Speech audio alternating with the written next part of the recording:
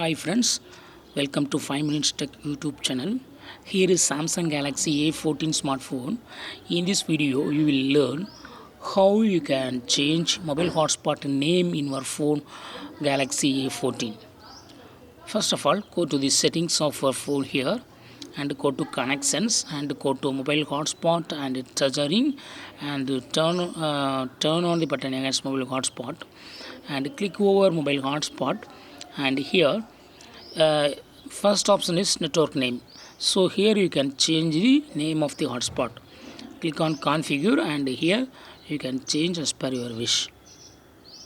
So here just I type A14 stars and that will be the whatever you type here, that will be the name of the hotspot. So you can change as per your wish. Here I have changed it to A14 stars. Okay, in this way you can easily change mobile hotspot name and the latest one will appear when you create mobile hotspot. That is what you set there, that name will be visible to the other devices when they are scanned for mobile hotspot. That's all friends, thanks for watching, bye.